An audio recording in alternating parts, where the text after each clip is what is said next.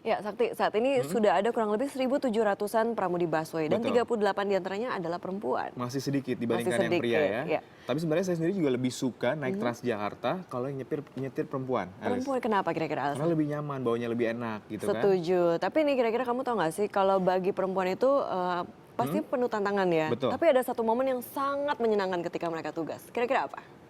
Mungkin ketika ada penumpang yang menawarkan mereka minuman atau makanan. Mungkin itu ya, Alis. Wow, atau mungkin ada cowok ganteng yang masuk ke dalam busnya. Bisa jadi.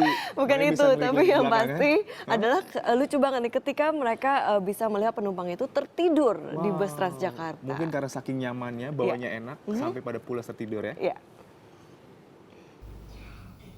Perkenalkan, namanya Eli. Seperti biasa di hari kerja, ibu dari 1 putra dan 2 putri ini bersiap memulai aktivitas. Waktu yang Eli tempuh menuju kantor 2 jam. Dan hari ini penuh semangat, Eli bergerak menjemput rezekinya. Eli satu dari 38 pramudi wanita bus Transjakarta. Total pramudi 1.711 orang. Pramudi menjadi istilah dari tempatnya bekerja untuk menghargai profesi pengemudi bus umum, yaitu bus Transjakarta. Pertama, saya hobi. Kedua, emansipasi wanita. Saya mau membuktikan bahwa perempuan sederajat dengan laki-laki. Ketiga, suatu tantangan buat saya. Eli menekuni profesi ini sejak Februari 2006. Di Juni 2013, Eli berhenti karena ingin fokus menjadi ibu rumah tangga dan merintis usaha kuliner. Akhir Januari 2014, Eli memutuskan untuk kembali menjadi pramudi bus Transjakarta. Eli rindu mengemudikan kendaraan besar yang membuatnya dijuluki Wonder Woman atau wanita super versi anak-anaknya. Kadang-kadang merasa gimana ya, masih punya keinginan gitu loh. Apalagi saya awalnya dari bis single kan, sekarang bawa gandeng gitu. Jadi saya merasa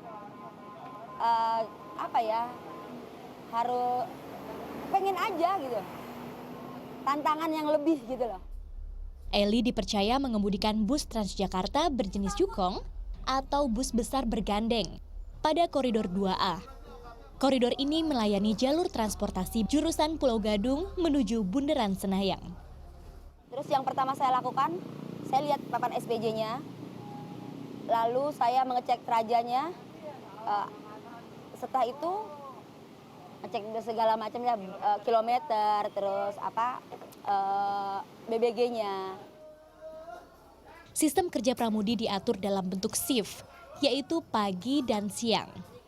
Dalam satu shift, rata-rata bisa melayani 2 rit atau 2 kali bolak-balik. Lama perjalanan tergantung situasi dan kondisi jalanan yang dihadapi saat itu. Dibilang stres ya enggak, dibilang nggak stres ya stres. Jadi gimana ya? nggak bisa dibayangin gitu loh. Kalau kita lagi pas enak ya kita enak aja gitu loh. Macet menjadi makanan Eli sehari-hari. Lajur bus Transjakarta sering tidak steril dari kendaraan lain. Selain itu, tidak semua jalur yang dilalui bus Transjakarta memiliki lajur tersendiri. Tak jarang kondisi ini menguji kesabarannya.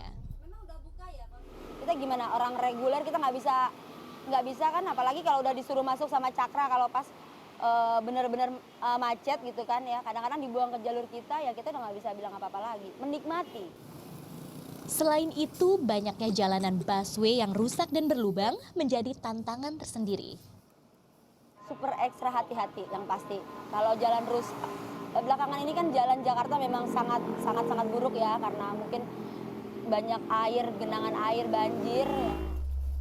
Eli berprinsip kenyamanan penumpang merupakan indikator keberhasilan tugasnya.